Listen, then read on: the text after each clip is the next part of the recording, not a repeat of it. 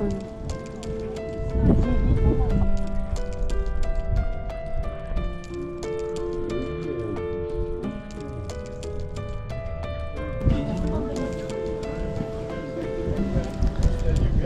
Göbekli Tepe'deyiz. Medeniyetin temelini ne oluşturur? Yerleşik hayata geçmek, tarım devrimi. Bize bugüne kadar öğretilen buydu. Ta ki Göbekli Tepe keşfedilene dek. Bu öyle bir keşifti ki bugüne kadar yazılmış, çizilmiş, söylenmiş her şeyden daha eski, hem de öyle bir büyük keşif ki bir tabletten, çömlekten veya süs eşyasından bahsetmiyoruz. Keşfin adı Göbekli Tepe. Bundan 12 bin yıl önce inşa edilmiş koskoca bir tapınak. Göbekli Tepe ilk olarak 1963 senesinde İstanbul Üniversitesi ve Chicago Üniversitesi'nin birlikte yürüttüğü Güneydoğu Anadolu Tarih Öncesi Yüzey Araştırmaları Projesi ile keşfedilir. Yapılan ilk incelemelerde birkaç tepe üzerinde insan eliyle yapıldığı belli olan kırık çakmak taş kalıntıları bulunur. Fakat bu buluş çok ilgi çekmez.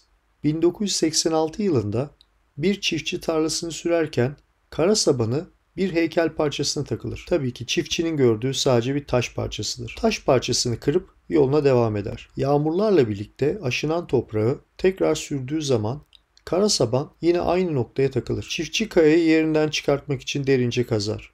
Ve bugün ismini Urfa Adamı olarak bildiğimiz heykeli çıkartır. Heykeli Urfa Müzesi'ne götürür. Müze yönetimi tarafından fazla ilgi görmeyen bu heykel müzenin bir kenarında saklanır. Ta ki 1994 yılında Alman arkeolog Klaus Schmidt bölgeyi ziyaret edene kadar. Schmidt eserden aldığı bir parçayı karbon testine gönderir. Ortaya çıkan sonuç tüm dünyada yazılmış tarihi çöpe atmamızı ve her şeyi yeniden yazmamızı sağlayacak. Yapılan analiz Göbekli Tepe'nin Maya medeniyetlerinden, Stonehenge'den, hatta Mısır piramitlerinden dahi çok daha eski olduğunu ortaya çıkarmıştır. Göbekli Tepe, T şeklindeki sütunları, stilize yontulan hayvan figürleri ve kapısız odaları ile kireç taşından inşa edilmiş 12 bin yıllık bir tapınaktır. 20 futbol sahası büyüklüğündeki alana inşa edilmiş Göbekli Tepe'nin merkezinde 4 büyük oda bulunuyor. Bunların en eski ve en büyüğü olan C odası 24 metre çapında. Bütün odaların merkezinde ve duvarlarında T şeklindeki sütunlar yer alıyor. Jeoradar taramaları tarafından keşfedilen ve gün yüzüne çıkarılmamış 16 odası daha bulunuyor. Ve bu odalardan bazılarının yapımının birkaç bin yıl daha evvel olduğu düşünülüyor. Bu da Göbekli Tepe'nin inşasının buzul çağlarında başlamış olabileceğini bize gösteriyor. Ebatları 6 metre ve 24 tonu bulabilen bu sütunların buraya nasıl taşındığı, nasıl getirildiği ayrı bir gizem konusu. Çok eski çağlara ait bir yaşam türü olan avcılık ve toplayıcılık, hayatı idame ettirmeye yönelik göçebe bir yaşam tarzıdır. Küçük gruplar halinde göç eden avcı ve toplayıcılar yolların üzerinde küçük barakalar inşa ederler ve grupların sayısına göre küçük barakalar küçük köyleri oluşturabilir. Fakat bu insanlar tapınak inşa etmezler. Hele ki 20 tondan daha ağır kireç taşından oluşmuş böyle yapıları. Henüz çömleğin, tekerleğin dahi icat edilmediği böyle bir dönemde Göbekli Tepe'nin yapılması size de tuhaf gelmiyor mu? Kafa karıştırıcı diğer bir konu ise neden bir odanın içerisine kapısı olmayan başka bir oda inşa etmişler? Bu tür salon içinde kapısı olmayan oda özelliği taşıyan bir yapıyı da Ayasofya Camii'nde görüyoruz. Tapınaklarda kapısı olmayan odayı kutsalın kutsalını korumak için yaparlar. Buna da Sanctum Sanctorum adı verilir. Bir rivayete göre ahit sandığı da Ayasofya Camii'nde böyle bir odada bulunuyor.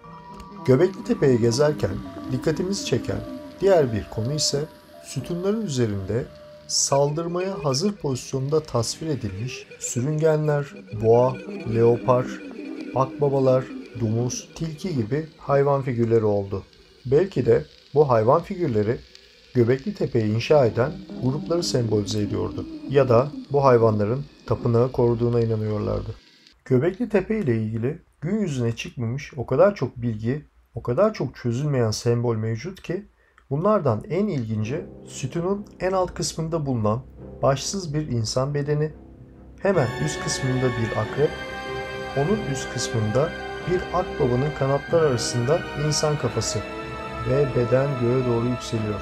Bu görüntüler burada kurban ayinleri yapılıp yapılmadığı sorusunu aklımıza getiriyor. Göbekli Tepe'deki bütün odaların zemininin su geçirmez terraza tabandan yapıldığını görüyoruz. Terraza tabanların da sunak alanlarında kullanıldığını biliyoruz. Kim bilir? Belki de tanrılara bu sütunlar arasında kurbanlar sunuluyordu. Peki bu sunaklarda kurban ayinleri yapıldığını varsayarsak Göbekli Tepe'de acaba neler kurban ediliyordu? İnsanlar olabilir mi? Kazı çalışmaları sırasında bulunan 3 yetişkin kafatası parçası üzerinde yapılan incelemelerde ilk önce derisinin yüzülüp üzerindeki etlerinden arındırıldığı, ardından kafataslarında çakmak taşıyla oyuklar açıldığı anlaşılmıştır. Kafataslarına belli bir amaçla bırakılan oluk ve delik izleri dikili taşlardaki özenle yapılmış insan ve hayvan kabartmalarına kıyasla çok daha sade.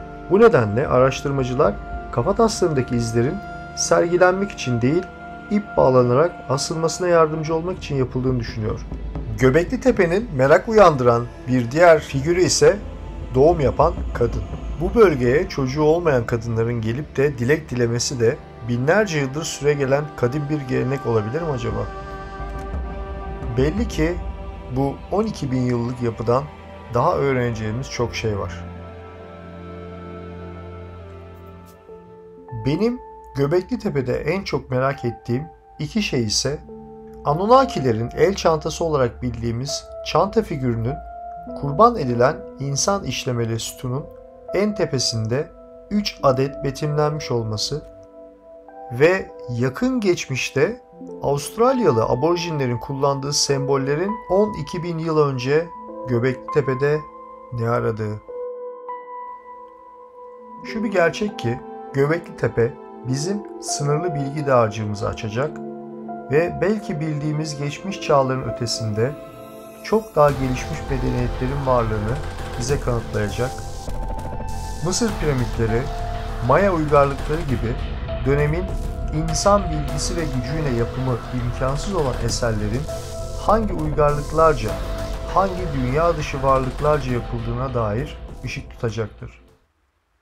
Dünya dışı varlıklar konusu her ne kadar hükümetler tarafından gizlenmeye çalışılsa da günümüz teknolojisi ve bilgi akışı ile daha fazla saklanamayacak boyuta ulaşmıştır.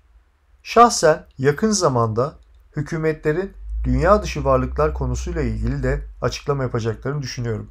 Bu tarz bilgi içerikli videoları keyifli buluyorsanız videoların takibi aynı zamanda kanalıma destek için şimdi abone olmayı lütfen unutmayın. Aynı zamanda bildirim zillerini açıp videolardan haberdar olabilirsiniz. Haftaya GAP gezimizin 3. bölümüyle devam edeceğiz. Görüşmek dileğiyle. Kalın sağlıcakla.